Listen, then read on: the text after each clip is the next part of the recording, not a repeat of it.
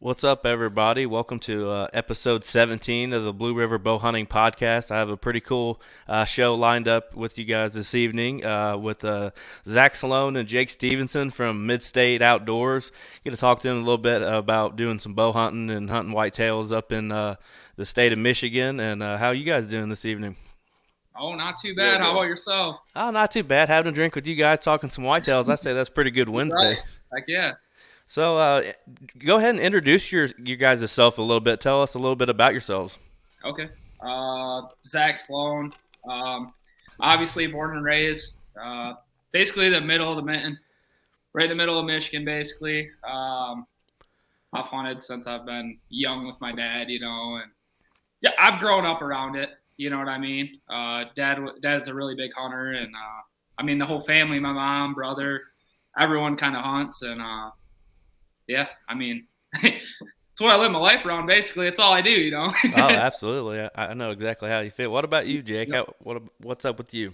Kind of the same story, but because I grew up just 2 or 3 miles from him, and I'm a bit younger than him, and I grew up hunting, and then kind of got away from it a little bit with sports and whatnot, and then just happened to run into him one day and kind of took me back under his wing and started hanging out. Got some him more. back in it. So got a That, little bit more serious with it the last 4 or 5 years, and it's really taken off. So. that's awesome, man. It's always cool to hear stories like that when somebody maybe have been into it at a young age, and then like you said, sports or college or just a career or something maybe got in the way of being in the outdoors, and then somebody always gives you that little nudge to get back in it, and then it's like full blown addiction again. Didn't I sell you the bow to get you back into it? Yeah, he I sold sold me. him the bow to get back in. There you go. It's even better. So I'll give you a good deal. That's awesome. So let's talk a little bit about what you guys got going on at Mid-State Outdoors. How exactly did everything come into play, and how did you start it? Actually, me and a buddy of mine, I met Matt. Matt's another pretty main guy in the group there. Me and him started hanging out quite a bit, and he introduced me into Adam. And from there, basically, we were already filming and everything, kind of on the side a little bit just for fun. We just had like Sony handy cams and stuff like that filming and just messing around, just having fun with it. And we all got together one night and we're kind of just BSing about it. And basically from there, it just turned into, hey, we should just, start posting a couple videos on YouTube. And, then we started a Facebook. And from there, it's just been, adding good members to the team and just continuing to, try going uphill with it. And it's been doing pretty good. That's pretty cool. Like, I was watching a lot of your guys' videos, just kind of checking it out, so I had stuff to kind of talk about. And Yeah. what got you into filming in general? Like, what just kick-started that? Just wanting to have everything on film? Yeah, I think the biggest thing for me when I first started filming was just like, I guess to be able to look back on certain, stuff that happened and be able to be like, dude, check this out, show my buddies. And I guess just having it, you kill a couple bucks on film, man, and you can look back 5-10 years from now and be like, hey, check this out. Do you remember when we filmed this or whatever, just for fun. Right. I guess now it's just turned into, I guess, full time. That's, what we look forward to doing now. Oh, absolutely. So when you guys are filming, are you basically all self-filming, or are you guys pairing up and helping each other out and filming each other? Honest, it's I would say like 90% is self-filming. It's been. I want to shut that off. yeah. Is that loud in the background or heaters on? No, you're good, buddy. I can't hear it at all. Okay. Yeah, so like 90% is self-filming. We've been trying to improve on that, pairing up, because when you have two people together The filming, film is just your film quality is phenomenal. way better. Oh, You know, absolutely. You're not you're like able to focus on hunting while Yeah. one person's getting the film Yeah. that you need.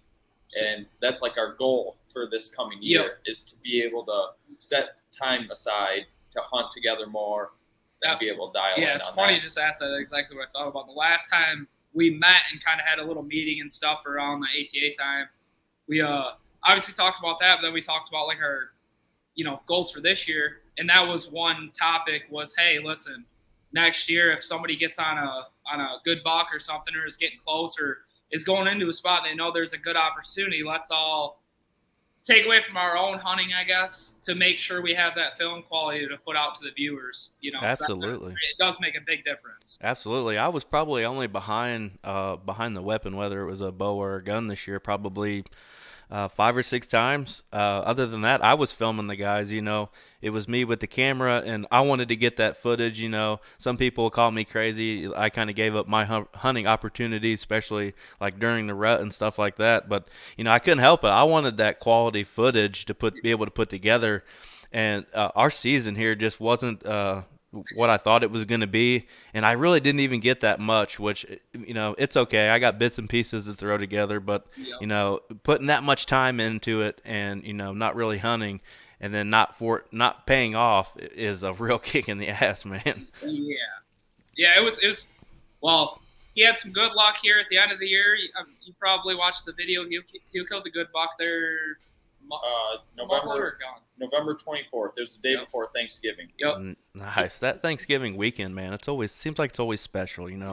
You always I had a rough go this year. I didn't have much of anything really. Some young ones, let them walk, and some good ones showed up on camera. Just couldn't get lucky enough to have them in the right spot at the right time. That's kind of how my season went. I was fortunate enough to take a buck early on.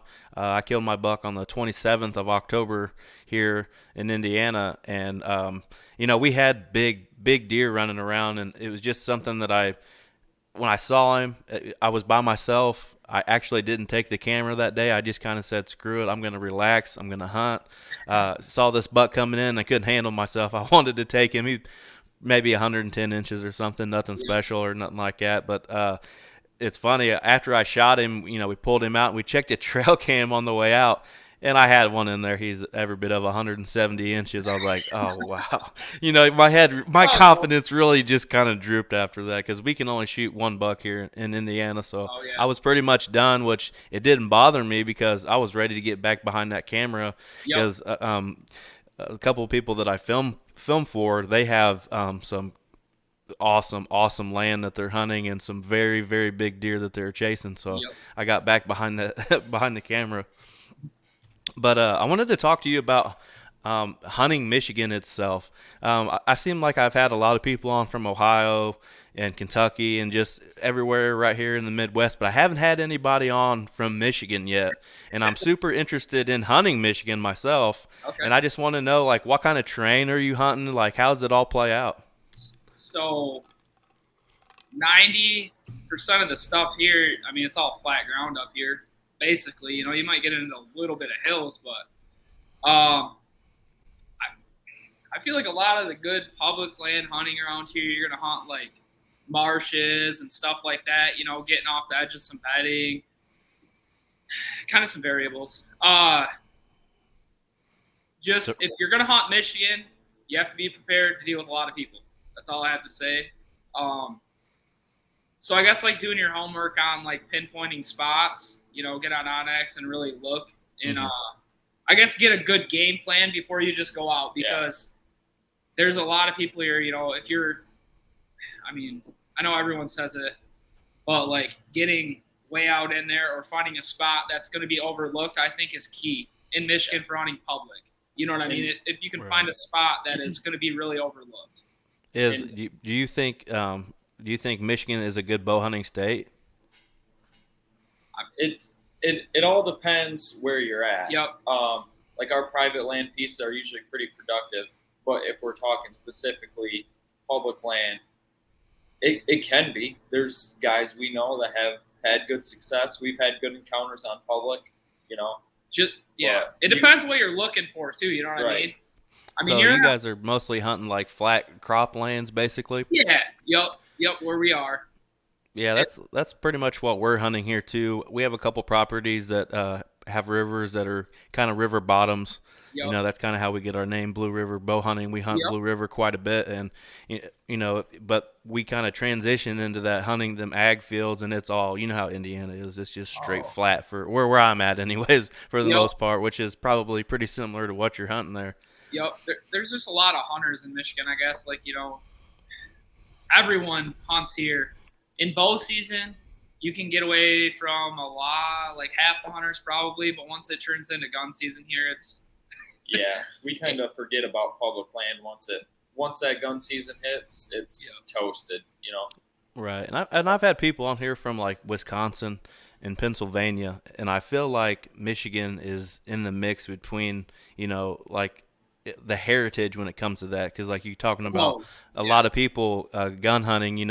I feel like that's a huge thing in Michigan. There's kids oh, that get out of school and stuff for that kind of stuff. oh, yeah. Yeah. Especially where we're at, dude. It's really big around here. You know what I mean? You don't talk to somebody around at the gas station or whatever that isn't going out for opening day gun. You know what I mean? Right. Where I could probably stay home on opening day or take my ball out and be just as happy because it's a mess. You know? Absolutely. So talk a little bit about that heritage. Do you have like any traditions that you guys do throughout the season with each other? Yeah. I would say honestly, my dad and a couple of his buddies kind of started a thing.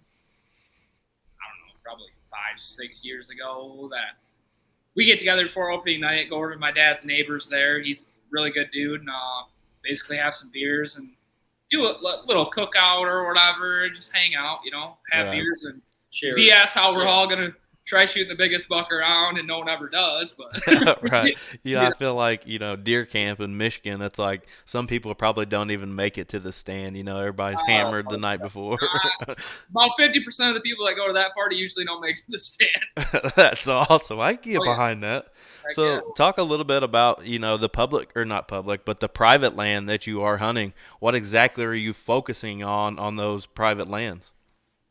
So at least that my dad's spot, he's had for, man, I was young, probably I would say 15-ish. Yeah.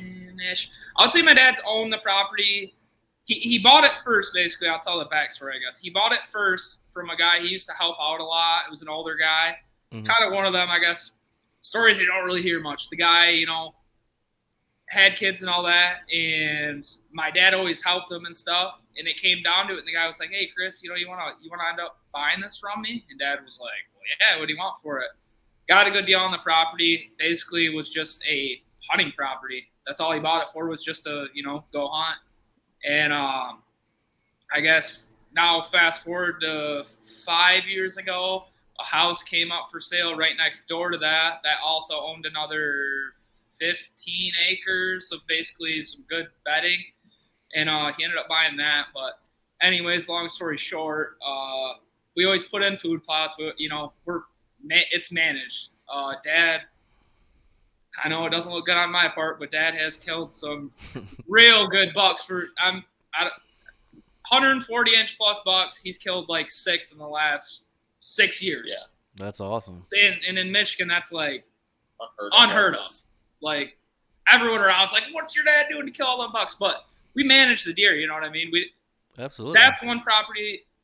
I'm not saying I go all off a score and all that. I mean, I'll shoot bucks if they make me happy. And I said I'll shoot a 110-inch buck. I don't care. Right. But that properties, I guess I should say, is one that when you hunt it, it's a lot easier to be able to no, I'm going to let you walk. I'll film them walking by, where a couple of the other pieces I hunt, if good 110, 115, 120-incher walks by, I'm not going to even think about it. You know what I mean? Right. But so Dad's put a lot of work into making the property, I guess, what it is today. You know what I mean? But right. Also in that sense, it's not a very big property. You don't need giant tracts of land. No, absolutely not. That all together is like, what did we figure out? 50 acres? Yeah. And that has I think it's like 52 acres, possibly somewhere around there, but it has like 12 acres of crop up front. It's really not that big of a piece, hindsight. I mean, you're only hunting 40 acres of it. Yeah. With the house and everything there, so it's not. Yeah, sometimes those, they don't have to be super big pieces. Some of the pieces that I have, you just get a small track here and there, and you play it out right. You know what I mean? Like where I shot my deer this year, it's only 10 acres, but it butts up to a bigger set of woods that they don't own. But 10 acres, you can get it done on 10 acres. You know what I mean? Oh yeah, that's like my grandpa's is real small. It's like maybe 10 acres of woods there. You know what I mean? It's just in the right spots. That's just a pass-through spot, I guess. But right. And Dad's, I forgot to add that. Dad has, like I said, his neighbor there where we have the party before opening day. his neighbor is awesome, and he owns 80 acres there, and he manages. I don't think he shot a deer under 120 inches since he's lived there. You know what I mean? So That's awesome. that really helps around here, especially because we don't have like the good neighbors around here. So I guess we're really fortunate for that. Yeah. And You know, So like, are you hunting the hardwoods, or are you hunting like the transitions on the crops?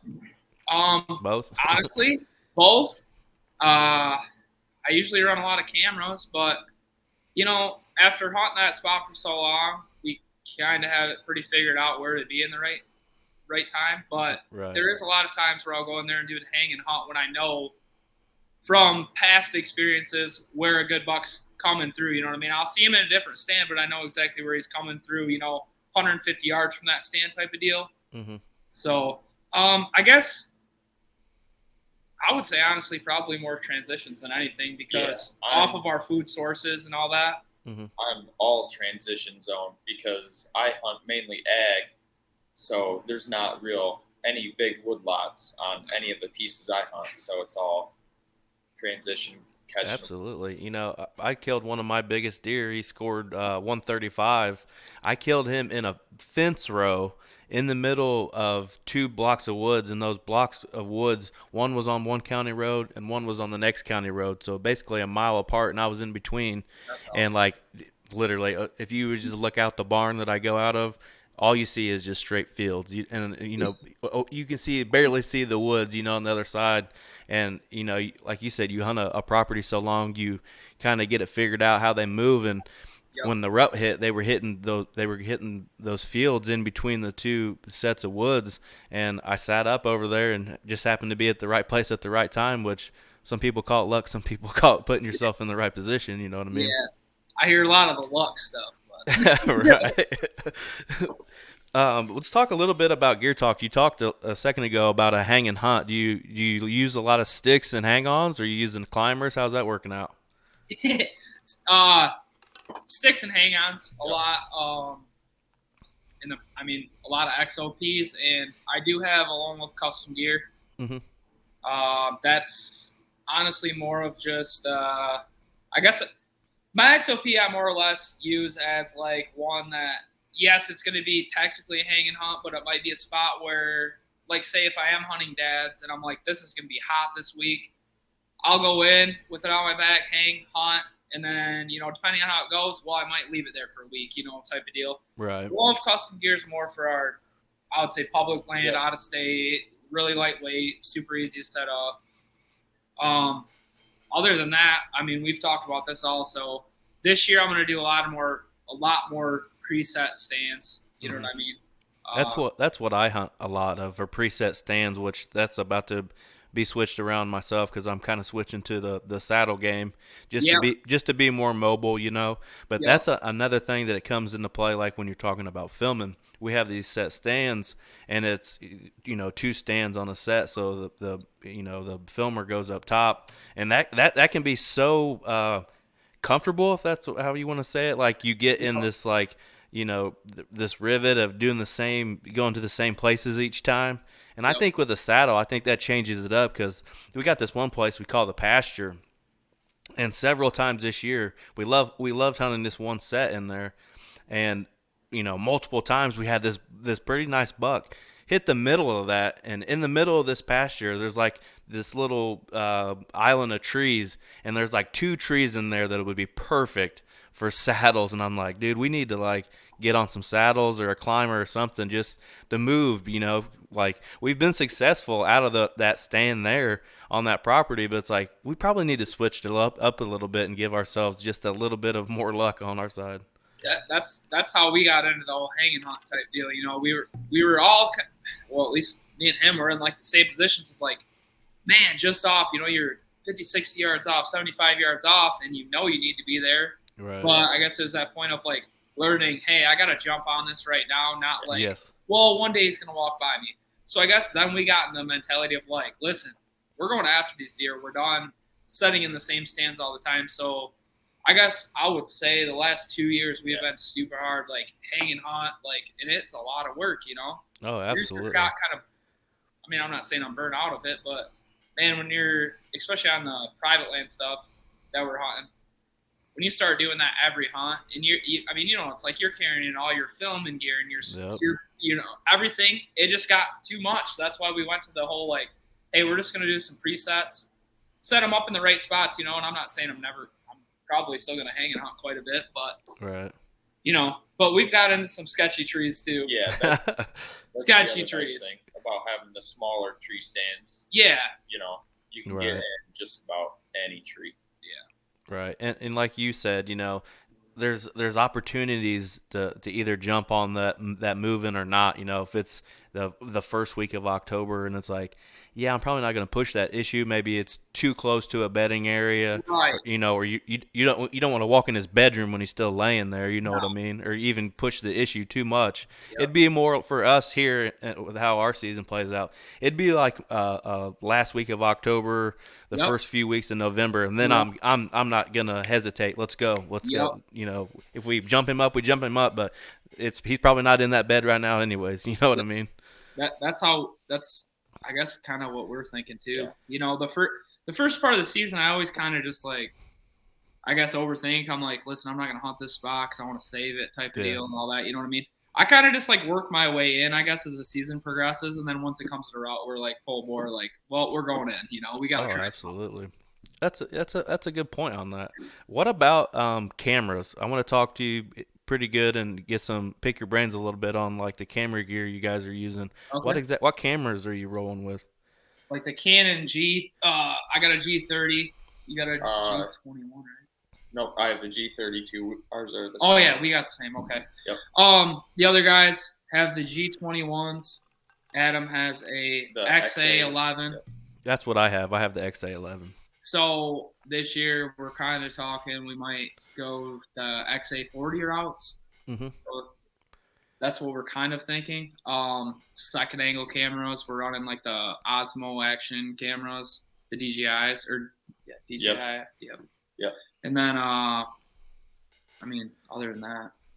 But yeah, I think a important note on all the camera gear is make sure you always check your gear after every couple hunts. Oh, absolutely. Yeah. My camera lost audio on the hunt where I shot my buck. So it was working for my pre-interview, was working right up until I shot the deer, or, mm-hmm. I shot and I followed the deer with my camera, moved it on my tripod because I was on the ground, and the audio got cut out and lost. So. Oh, wow. What happened? Did just the external mic get unplugged or something? The external mic, the port where you plug it in is a little loose. So it's time for a camera upgrade. I got another one for you. Ask him about Ohio last year. Let's hear it. This did happen also. My external mic totally quit working on us. But the symbol on your little LCD screen was mm-hmm. still up and working, but the audio from the actual mic was not recording. So we walked into this piece, and it was like it was a little bit after it was like just before our guns. It would have been like middle November, I would say. It was kind of a weird time, but we were like, we don't have nothing to do. Let's sneak down here. So we ran back down to Ohio. We go into this piece. We hunted a piece in the morning, and then we're like, hey, we really like this piece on Onyx. Let's go scout it. So we ran in there, and we're following this transition down the edge to the CRP, and it is just tore up. And I told him, I'm like, dude, I'm looking at this trail running right in, and it drops off into a bottom. I was like, let's work down this bottom. Let's just try something stupid. Got all my rattling antlers, dude, and I just go crazy. And he's grunt behind me, scuffing stuff up. And I looked back, kind of being a smartass, I guess, and was like, and he goes, big buck, big buck. And we looked down this hill. I have to say that deer was 145 at least. All of 140. Like coming out of a swamp bottom right at us. Coming right at us. No audio. That's awesome. No audio. The deer held up, didn't get a shot, whatever. But we watched the footage later. We go back to the hotel and stuff, trying to regroup for the night hunt, and we're watching it. And I was like, dude, there's no audio. And he's like, yes, there is. We're looking at it. There's no audio. I was like, I'm glad I didn't shoot it now. Was that a public land that you were hunting on that? Yeah. Yep. Where exactly did you guys go? Actually, what am I, northern part, actually. It was only, what, We were 3 only, hours? yeah. No, like middle to northern I Ohio. got you. I went to Ohio this past year myself, and we hunted a place called Woodbury, and it's kind of what you were saying. It had some CRP, and it went down into like some swamp bottoms. It kind of reminded me of what I hunted when I was there. Yeah. Did you guys run into a lot of people out there? No. No, not really. Not we went down more middle to southern the first trip, and that was like the opener of the archery. Mm-hmm. And we ran into a lot of people. We had a lot of good spots scouted out. Went down there. I couldn't hunt the spot because there was like 3 people parked in like a 15-acre piece, and I was like, well, I'm not hunting this. So I went with my back option. Anyways, we ran into a bunch of people on the first trip. The second trip, 3 people, 4 people. We had multiple run-ins with people. You know, we hiked miles back in there, and like it would only be like you could only come in from one way. Yeah. So I'm like, well, I'll sit here. You know, if somebody screws my pooch, so be it. But I'm gonna see him coming from like forever away because I was kind of up on this ridge. This motherfucker comes out of nowhere. I don't even know where he came from or how he got there. And it's a funny story I've told on here before, but this guy actually ran past me. And when I say he was running, he was full-blown, like, Olympic sprint through the woods with the crossbow. And I'm like, what is going on, you know? And he gets past me. He gets down to my buddy, and, like, I can just see my buddy's hands go up, like, what is going on? So this guy leaves. So the next day, we hunted similar to where we were at, but we went, like, I don't know, 2 miles just east of there, but it was kind of the same little track. We found this nice honey hole. I mean, there was a spot where I got up in there. I was actually on my hands and knees crawling up this little hill to get into this pinch point to where I wanted to go to. It was perfect. And I decided that day that I wasn't going to take a stand in with me. I was going to hunt from the ground. It was just something that I wanted to try out. You know, sometimes you just want to try different things to see if it works for you. Well, it did work for me. I ended up shooting a buck out there. It was just a 6-pointer, nothing crazy.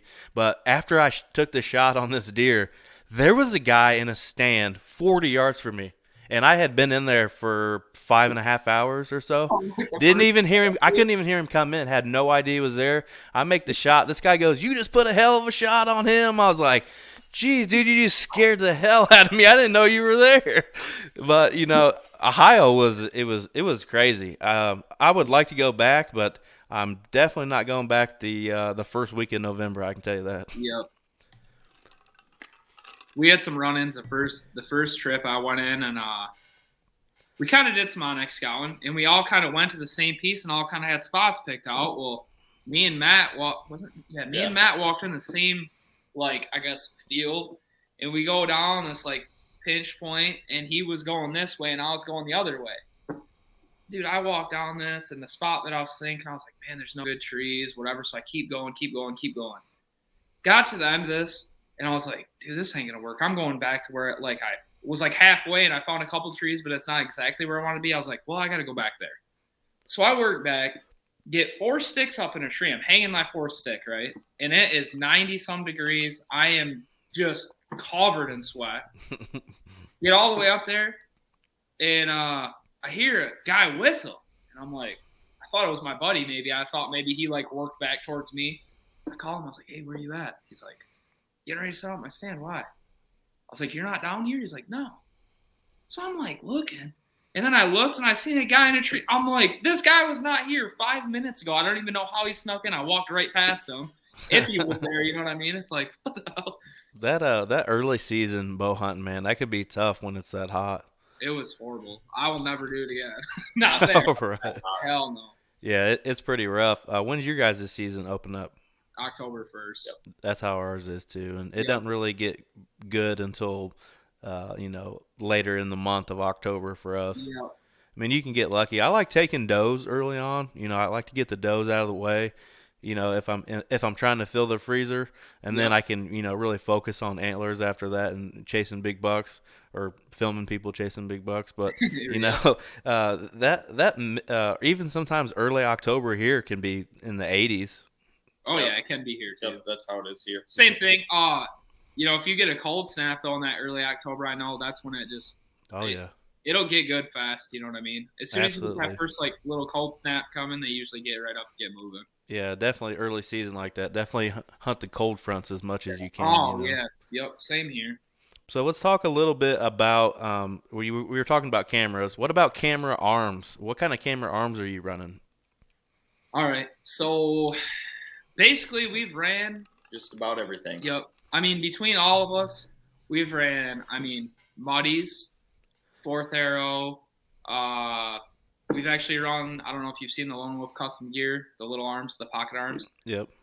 I mean, Just mixture. about everything. Yeah, just about everything. I mean, it's always nice to be able to try just about everything out and see what everyone likes.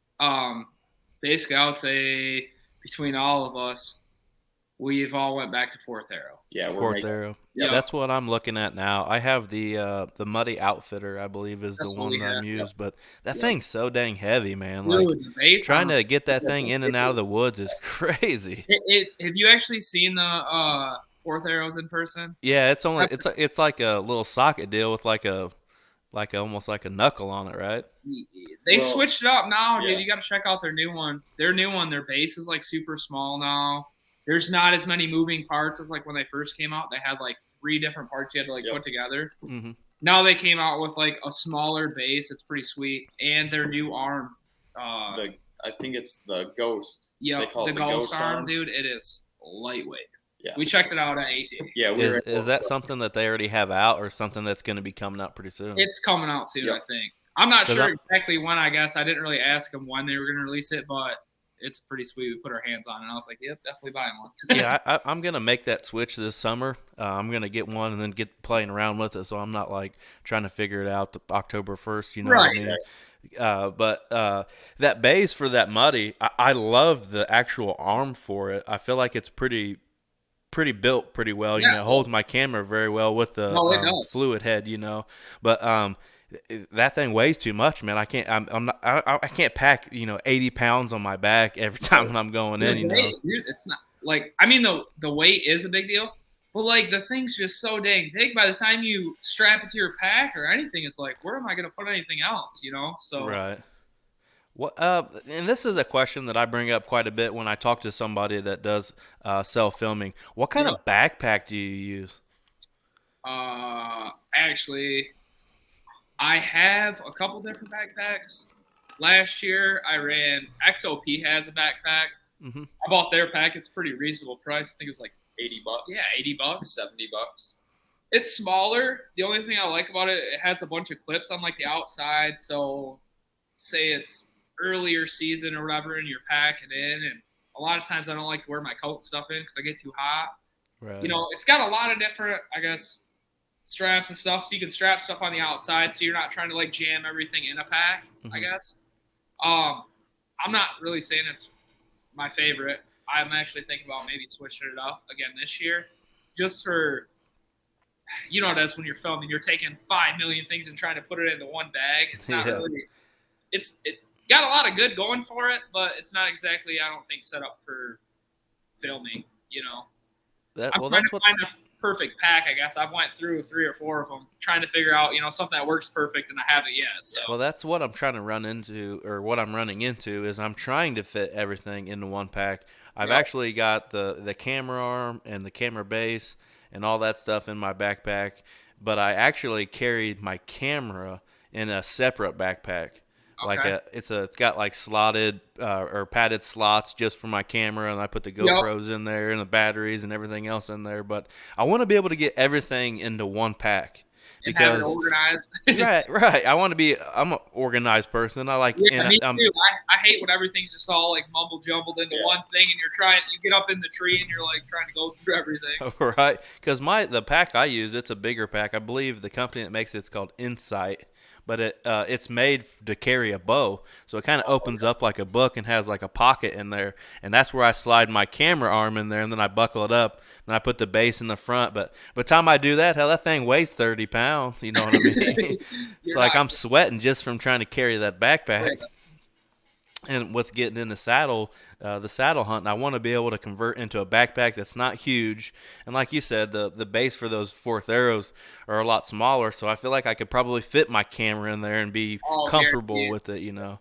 Yeah, oh yeah. Because I get worried about, you guys know how much those cameras cost, you know Oh what I yeah. mean? And you're I'm just not just being going to throw it in some bag, you know what I mean? A lot of the times, because I run a Cabela's bag and it has a waist belt and a chest strap, I always clip my camera right on my chest when I'm walking to the stand, just so it's like right on me. Right. So That's a good thing. Tell us, talk about your 21 season. I know you said you shot a buck. Let's hear the story. yeah, so it was it's all the full story. I was kind of down in, like, it was getting later in the year. My spirits weren't very high. It was just kind of a bad year all around. Not many buck encounters, and him and I were actually texting back and forth, like going through if I should go to this property or that one, I had or to like beat him down. where should I go, And he convinced me to slip in this piece that I have permission on, and I've been seeing lots of does, so it's kind of about that second wave of the rut, just Cameras were a little hot doe luck, and he came out half hour shooting light left, and I only had one lone doe in the field, and it was a younger doe, so I don't know if she was in that second wave of heat or what, Right. but it was enough to get it done. That's awesome. Is that the one? I think I may have watched that video. Were you You sitting did, like behind a big wood pile? Yeah. Yep. Yep, I remember that. I watched that one. Now, what about you, Zach? How'd your 21 season play out? Man, you're really gonna want to talk about it, aren't you? Yeah, let's break it down. Dude, it just I guess the last couple seasons has been pretty tough. Last year I was chasing around a real good one, like a real good one. Had the encounters, couldn't get it done. Just the 50 yards off type of deal. I had the deer within shooting range at one point, just couldn't make it happen type of deal. Well, this year I actually had pretty high hopes that this deer made it through. I never heard anyone shooting him. He was real good buck for around here. Never got him on camera. Early season, I had a small piece that I hunt that I was talking about earlier. Mm-hmm. Ran cameras early season. Had some respectful bucks on camera, all throughout Velvet, this and that. A couple of them stayed around, and it was kind of just hit or miss. Well, I had one, honestly, from Velvet all the way throughout the year, honestly, till, I guess funny story. This deer, he daylighted 4 times on my camera right next to my tree stand this year. Of course, every time I'm not there, he's there. You know what I mean? More of them deals. But, and it's not, I wouldn't call him a giant, but I'm going to say the deer was a mid 130-inch buck, yeah. I would say. I'd be happy with it. Mm-hmm. I took my mom out. You might have seen that video of opening day. Yeah, I checked that out. So that I took her out, took the day off. I'm like, Mom, I'm gonna go out and I'm gonna film you. She hasn't hunted since I've had kids. Basically, she quit hunting. She likes to watch kids and all that. Right. So I take her out. She shoots that buck. We go out to Dad's. Sure as shit, I'm sitting with her and we get a good one coming out and I'm just going, oh my Lord, So I watch her put the hammer down on this buck. Cool. Well, the next day, I don't remember, dude. It was like high pressure system, something. And I remember I told myself that night, I was like, dude, just take off the morning. Like, Mom and Dad will let you take off the morning, take off the morning. Never did. Well, I look at my camera about 8 o'clock. That shooter buck is walking. I'm talking 20 yards underneath my tree stand back here, and I'm just punching myself in the forehead, dude. So honestly, after that, I was hunting, obviously. I hunt hard every year. I just put your head down and just try staying positive. That's what I always do. But I couldn't get anything to happen, you know what I mean? And I guess the thing is, I always try, everyone kind of gives me shit because Dad always shoots a big buck. And I'm like, dude, you have to have big bucks there to be able to shoot them. You know what I mean? Right. You can hunt a deer that's not there all you want, but until it's in front of you. You know what I mean? So Right. I guess just a lot of up and comers. But I guess the only plus I have of this year is late season. I do have a lot of, good 2.5-year-old bucks that have good potential that made it through that hopefully around next year. Awesome. What about turkeys? You guys hop on some turkeys too? Oh yeah. I'm more than ready for that at the moment. We've been chasing some geese and some ducks. Ducks are out now, but we're kind of still in the waterfowl mode at the moment. But Yep. I'm ready for those warm spring mornings with the turkeys hammering, man. Yep. You guys ever tried bow hunting turkeys? Yes. Yeah, it's a lot tougher. Yeah. Absolutely. I did it for the first time last year, and it can be a real gut punch sometimes. I had a bird hang up just outside of what I was comfortable with shooting, about 60, 65 yards, something like that. And I didn't want to rush it or blow it and nick him and mess it up or something. But I'm ready to get on them turkeys for sure. We're actually thinking about going down to the National Wild Turkey Federation convention there in Nashville, Tennessee. It'd be a good time. Yep. But you guys just went to the ATA show, right, in Louisville, Yes, Kentucky? Yeah. Yep. How was that? What's that? I've never been to that show before. Kind of run me through how everything works out on that. Pretty awesome.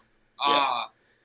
So basically, you have to be a member, obviously, and didn't we figure out we have to be a business? You have to be an actual business to be a member of ATA. Yep. Mm-hmm. So we got our business license to be able to be a member of ATA and to be able to register. And actually, we didn't get screwed, but last year we were looking forward to going because that was our first year. We're like, this could be awesome.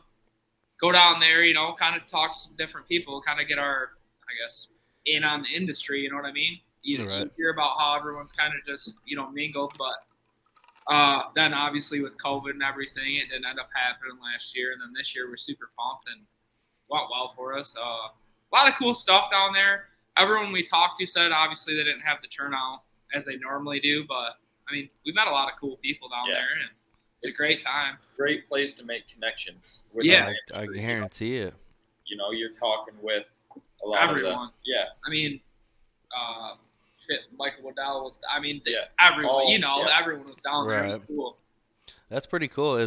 So when you're talking about the business side of that, so what you made mid-state outdoors like an LLC, is that how that worked? Yep. I've thought about going that route on some things, but I don't really know, the technical side of it, like with taxes and all that kind of stuff. And that's the thing. The only thing we were thinking is like we're not technically making any money off of it. Right. We just did the whole LLC thing. Right. Unless, if we do have, if we are going to make money, not saying we were ever going to, that's not our goal or anything, but right. If we ever did, at least it's already straightforward. We've already had the business for how long, type of deal. Right. And if anything, works out, like you said, when you get to that that moment where everything's going to be monetized and maybe you got some sponsorship coming in or you're making some deals with some companies, I'm sure it'd probably be beneficial to have an LLC. You probably may not be able to make those deals unless you have that. Yeah, just looking, I guess, the whole, trying to look professional about it, I guess. Oh, absolutely. I totally understand that 100%. Like when it comes to making stickers or hats or sweatshirts or anything like that, or whatever the case might be, I'm sure having an LLC would be probably what you need to do it. Right. So what about 2022 season? What exactly do you got lined up for 2022? You traveling anywhere, or are you just going to stay there in the Michigan? I'm getting out of Michigan next year, bud. You need to change that luck up. Honestly, it's funny, but we honestly thought about going to Indiana, possibly. We thought about we've talked about the last couple of years, and this year might be the year. Missouri. Yep, that's kind of what I'm looking at right now. I'm looking at Missouri. They're right there on the eastern half of that, right on the river, and then Actually, I would like to come to Michigan. Maybe we can just like trade a hunt where you don't have to like go to public land. Like you let me come up and hunt one of your spots, and then you come and hunt one of my There you spots or go. something. There I'll you even go. film you. There you go. But Yeah, That'd be cool. I'm sure we can work We can something get you a out. spot. I'm sure we got enough. Everyone in the groups at least.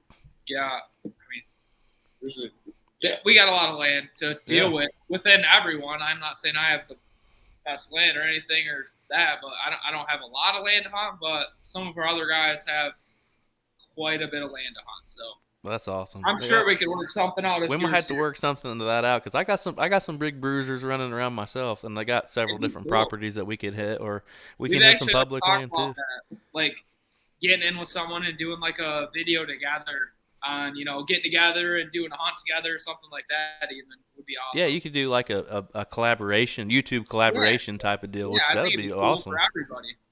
Absolutely. Because people may watch my stuff, maybe never have, experience watching some of your stuff and vice versa, and it might Right. just be an introduction kind of thing, and then you never know, we might do it more than one. There you go. Yeah. But so Missouri, where exactly were you looking at in Missouri? To be honest, northeastern. I mean, that's honestly like the closest point for us. So Right. Kind of like you said, that eastern half. yeah, the eastern half. We've looked along. Yeah, basically the whole river type deal.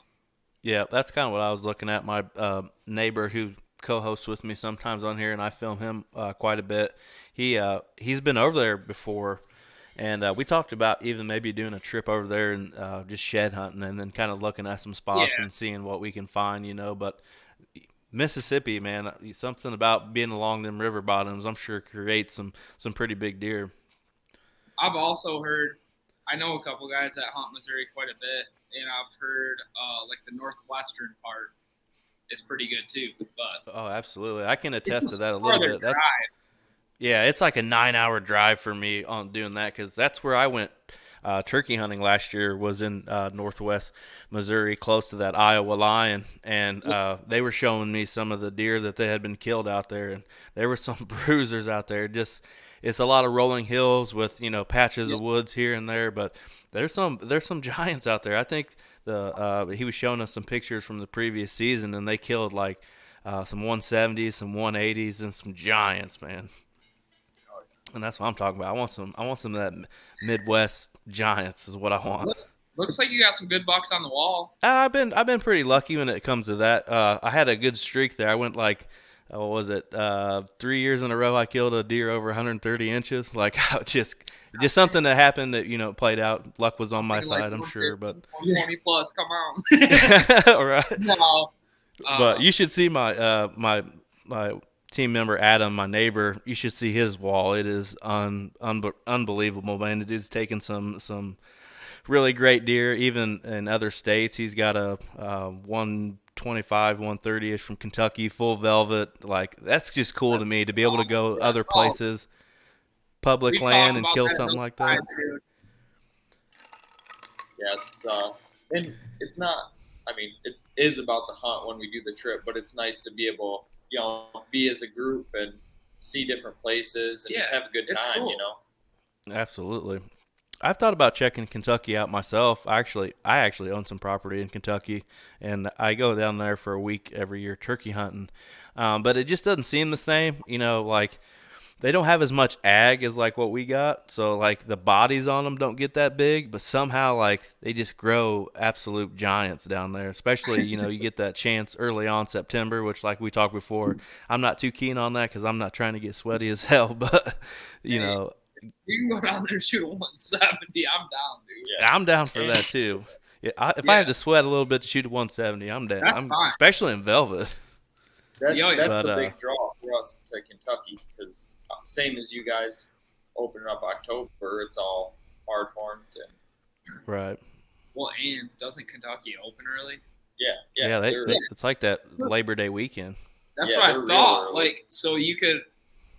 We've always looked at like a state you can go where you can hunt early, also, just because it's not like going to take away from here. You know what I mean? So Right. That's kind of you their go thought there, process. get in a hunt for a week, and then come back, and then still have time to regroup for hunt here, so. There's like a group of 5 of them that go, and the guys they go with, they shoot absolute monsters here at home, and they have the mentality when they go down there, they're just having fun. They actually have like, I'm not going to go too deep in it, but they have contests on like, just shooting does and stuff like that. Like they're just having fun with it. They're, pulling the back straps out, going back to camp, firing it up, drinking until 1 or 2 in the morning, getting up and doing it again, But sounds like our trips.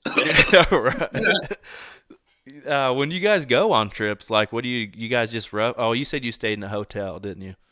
We did. Well, yeah. We rented a cabin the first time That at was a a good spot. time. That was awesome. I thought that was cool as hell. Have a campfire and I hang out. Then the Absolutely. second time, it was like a Wednesday, and I was like, dude, let's go to Ohio. And everyone's like, Jake was like, all right, let's go. So it was like kind of a thrown together type deal, and we're like, shit, let's just grab a hotel quick. We'll, Yeah, I don't blame you on that. When we went to Ohio, we actually just kind of roughed it and tent camped and stuff, and you wake up and it's like 20 degrees outside. You get frost on your pillow. Yeah. But it was fun having the campfire at night and having a few beers and stuff. But I'd like to convert like a pull behind trailer type of deal, enclosed trailer with some beds. That's and what stuff. we're doing. We're awesome, man.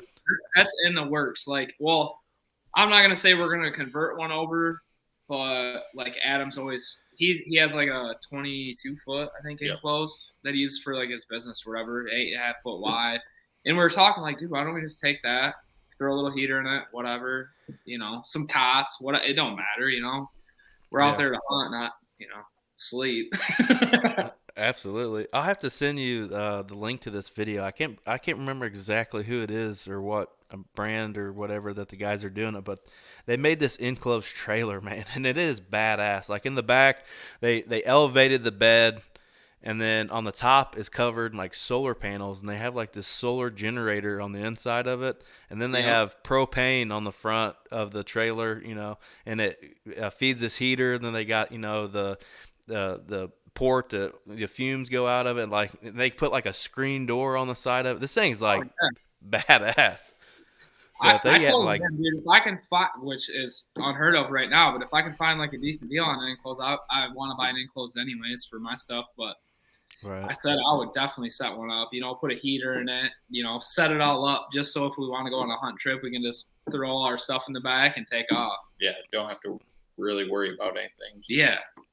Right. They had awesome. They even had like this antenna that they had built on it so they could have like Wi-Fi and stuff because they were like able to work from home, so they could just like work off their computer during the day and then hit back on an evening stand or whatever the case might be. They were in like Kansas or something. I think they were lucky enough to have one of those tags. But awesome. Speaking of out there, Iowa, I would love to get in on the Iowa game, but it looks like it'd be about a 6-year wait right now.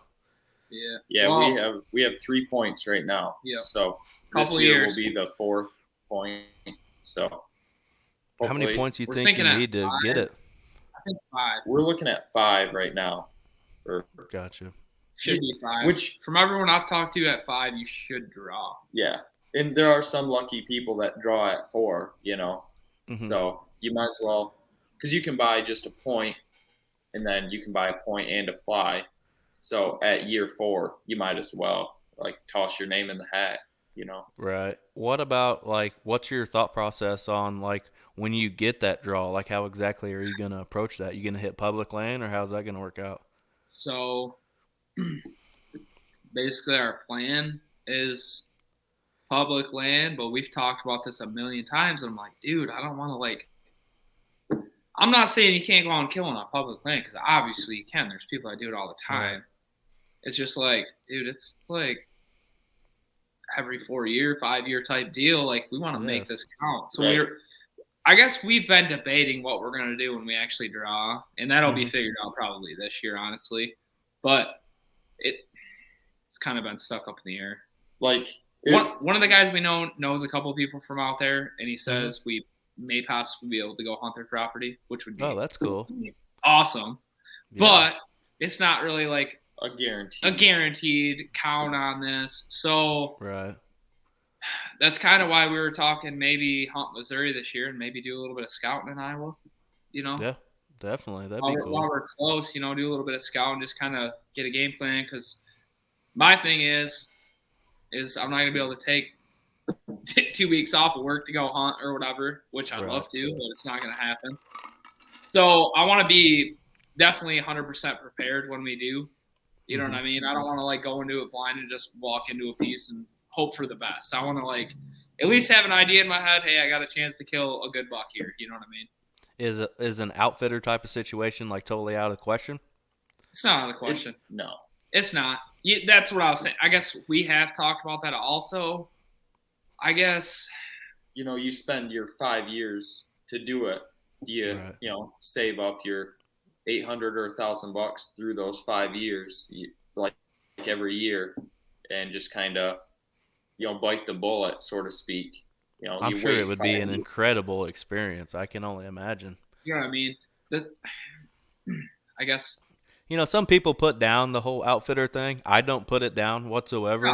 Because some people are like, well, you didn't really earn it or blah, blah, blah. I can tell you right now, I bit the bullet in 2020 and did an outfitter. I went to Buffalo County, Wisconsin, and it was an incredible experience. I went by myself, which was even crazier. Lone wolf trip, went by myself, self-filmed myself, everything. And the experiences that I got out of that trip, I would not trade any of that for the world. I would go by myself again. I had such a good time meeting everybody in camp, and there's no giving nothing to you. You're just being put in a good opportunity, which I was able to capitalize on and kill a pretty nice buck.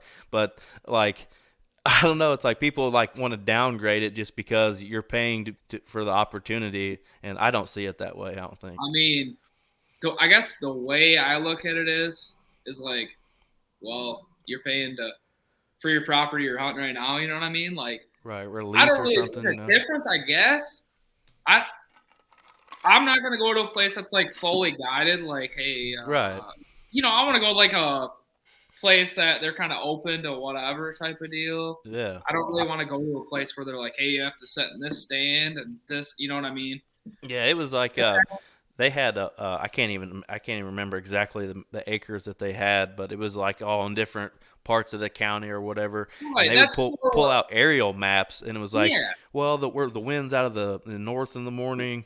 We've been seeing deer here. Like, it was a strategized thing. It wasn't just like, hey, you're sitting in stand A today. Right. That's I guess all I'm looking for. If I'm going to pay money, like, I just don't want someone to have to tell me like, hey, you have to sit in the stand this morning. I guess I don't want to go to like one of them places like that. That's it. You want a more personal thing, yes. A guy that's like really DIY, putting in the I want a DIY type of hunt. You see a lot of places that will kind of let you somewhat do your own thing. It's their property, but you know what I mean. It's their property, but there ain't no stands on it. It's you got to figure it out type of thing. Right. That's what I want.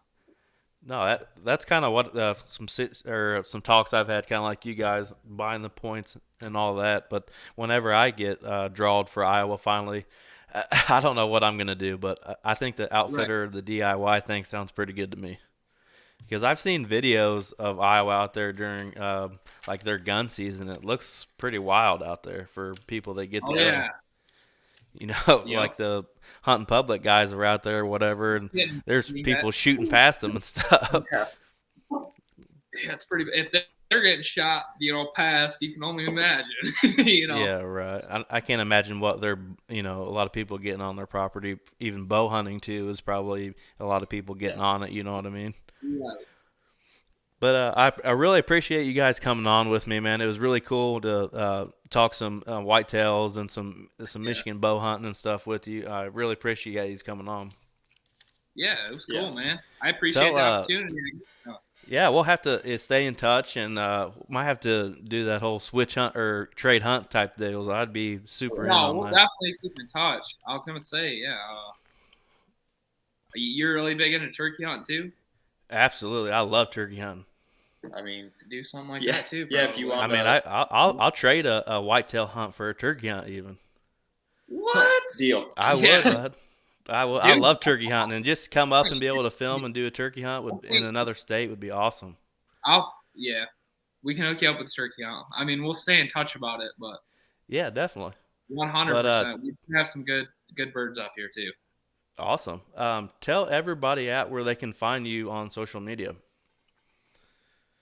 Facebook, Instagram, YouTube, all Mid-State Outdoors. Mid-State Outdoors, yep. That's cool, man. Do you guys do like a lot of stuff on social media pretty regularly? Yeah, we try. I mean, we've been picking it up within the last year or so. Like Facebook, we try to post something, I would say at least once a week. It's hard this time when you're not out hunting stuff where you're like taking the pictures and, making everything happen. It's hard to like post all the time. But we try to stay up to date to everything, what's going on and what everyone's doing. But our YouTube, we should have some more videos coming up here pretty quick. Yep, we bought the new Matthews. We're gonna do a little video on that. Then honestly, we have a lot of deer season footage that we didn't use during season because everyone was actually harvesting deer. You know what I mean? So we might honestly have probably a couple more at least videos of just some, good deer footage. That's awesome, man. Yeah. Well, I appreciate everybody listening, and if you're watching on the YouTube, check us out on Facebook, YouTube, Instagram, Go Wild, anywhere you can pretty much find a social media account. We're pretty much there. So, thanks everybody, and hit that subscribe button for us. You guys have a good one. Yeah. You too. All right, thanks. Thank you. We'll see you.